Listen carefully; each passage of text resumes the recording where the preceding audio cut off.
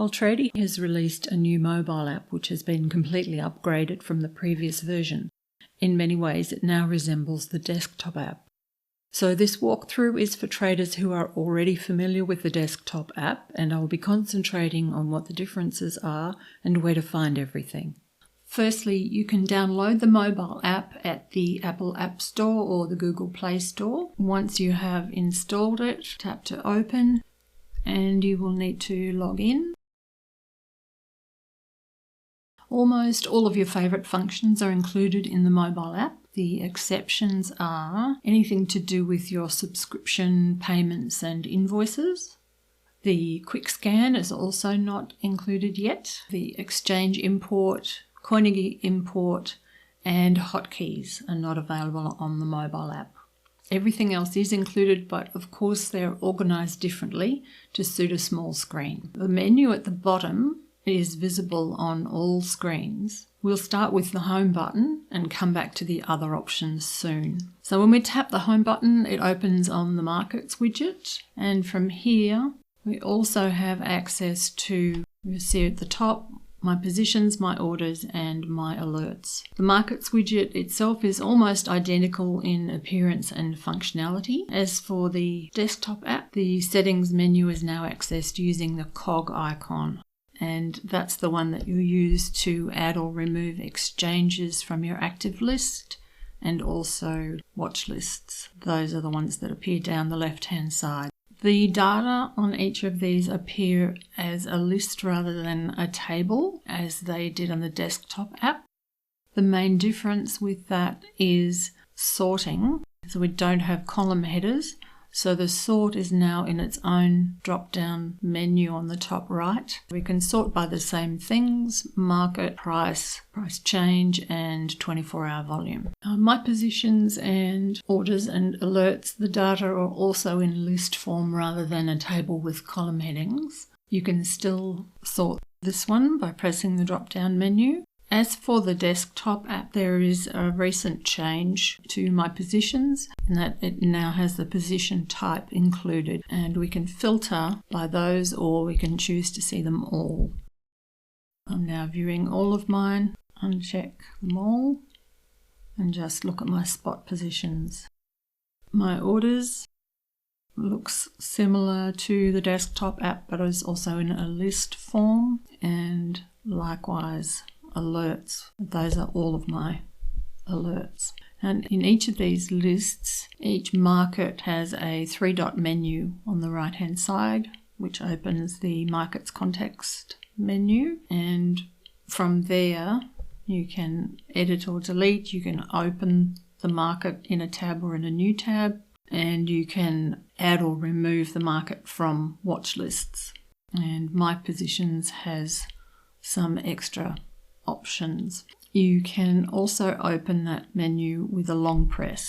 However, if you instead tap one of those markets, then it will open the market in a new tab. In this case, I already had that market open, so it's opened the existing tab. Now from here, each of the widgets related to a market are now listed in a ribbon across the top, which can be scrolled. So those are all familiar widgets from the desktop app: chart, trading widget, break-even calculator, etc. They're all there. You can scroll across to see the rest. Now you can customize this ribbon. There's a cog icon on the end on the right. Tap that, and from there you can remove or add widgets in, and you can also reorder them by touching and dragging. And once you're done, X top left to exit. Above the chart at the very top are the tabs for all of the markets you currently have open. You can scroll these as well.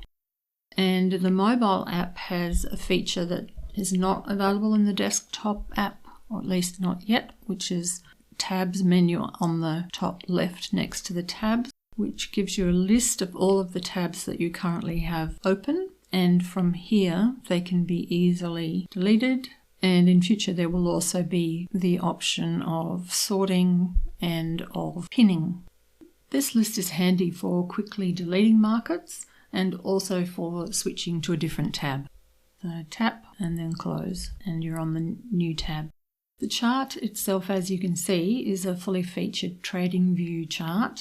If you wish to give yourself a little bit more space, if you have a small screen device, then one option is to hide the drawing toolbar on the left by touching the tiny little arrow in the bottom left corner near the time scale. To open it again, there's another little arrow to tap there. If you have indicators on your chart, then they will be listed here underneath the market name. And you can hide indicators. Tap on one and tap the eye icon to hide the indicator if you wish to. You can also fold that list up. So that's saying I've got 2 indicators, but they're folded up now into a little drawer. And tap that to open it again. I can tap that one to turn back on my Bollinger Bands. Now across the top of the chart is the same menu as you'll be familiar with from the desktop app, including the chart settings. One of my favorites here is this one, draw closed orders on top of the chart. So that will put your trading arrows on top. That's the same as the desktop app. That's just a little tip thrown in. There might be other things that you want to remove because it is a smaller screen, and so you might not want to have quite as much on your chart. So for example, the P&L entry price, if you want to turn that one off. Bases. So these are easy to turn on and off when you want. The break-even line, and save the settings. There's also, just to the left of the settings, 3 quick options to create an alert, a buy order or a sell order. I'm going to create a buy order. This is the first time using this app, so we will need to activate the device for trading. Tap the activate button. And this is where you need to enter your 5-word password. And if you can't remember what it is, check on your desktop app under the API key page. If you have been using the browser, you probably won't be able to find your password there. So hopefully you've got it written down somewhere. And activate. So now we can see our API keys. And I'm going to go back to my market to create that buy order. Tap buy. Okay, and we have an order flag on the chart. So that can be dragged, but before dragging it, you actually have to tap it to activate it. And once it's tapped, you'll see a tiny little blue circle just to the left of the price. And that means that the order is active, so it can be dragged. Once I take my finger off, the blue circle's gone and it can't be dragged. So I would have to tap it again if I wanted to move it again. When dragging the price, we have to drag the white part of the order flag. Now to input the order amount, etc., we need to go to the trading widget, which we can either do from the ribbon at the top or from the blue trade button down the bottom. The trading widget is the same as in the desktop app, and it should look very familiar. The same order types and combinations are available, and we can also create order presets in the mobile version, which are like templates for order combinations that you use frequently. Presets are added and accessed using this icon on the top right. So I can tap one of those to pre-fill the trading form. Now there is one function that's not available on the mobile app that I mentioned at the start, that is hotkeys. On the desktop app, you can define a hotkey combination to fill an order preset simply by tapping the keys. Hotkeys are not available on the mobile version, so instead we open the preset menu and tap the preset to fill in the details on the trading widget. And I can place the order. So I'm going back to the chart, and we can now see that buy order. And if I don't want it anymore, I can tap the X to get rid of it. The other widgets on the ribbon are all identical to the desktop app, so I'm not going to go through those in this video. So now we'll go back to the main menu items on the bottom bar. First we have bots, and this looks just like the bots page in the desktop app, and it gives you access to your signal bots and grid bots. You can create them, modify them, etc. from here. For a signal bot, if we view details, you can see your bot positions and edit the settings, all the same as the desktop app. Let's look at a grid bot. The overview page is the same. For the settings, you'll notice a difference. There's a link to tap to see the chart and to return again to the settings page.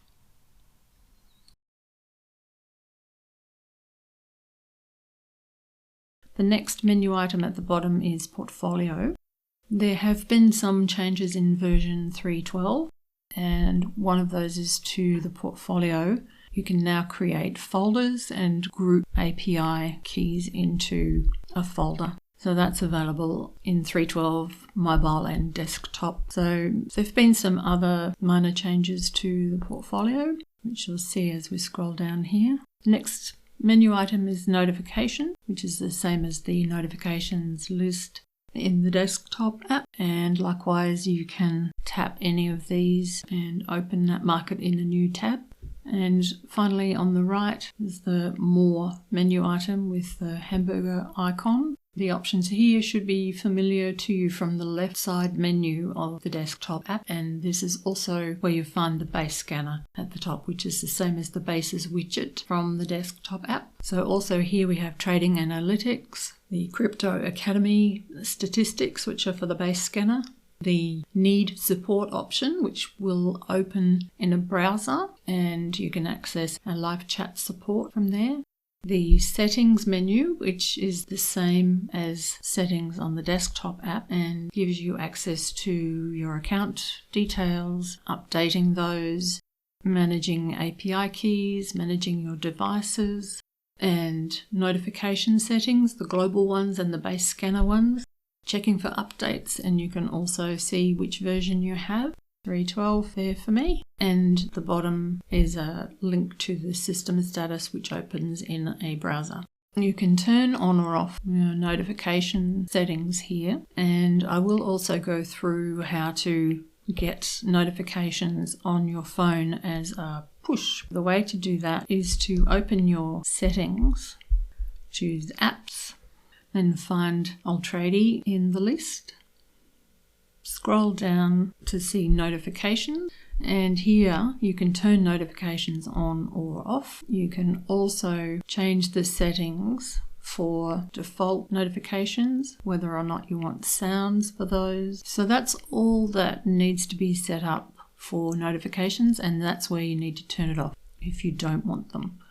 So in summary, the mobile app includes about 90-95% of the features of the desktop app. There are new options to manage your list of widgets on the ribbon and also to manage open tabs. So thanks for joining me on this walkthrough of the mobile app, and I think you'll agree it's what we've all been waiting for. I hope you enjoy it as much as I have been. And feel free to leave any questions in the comments.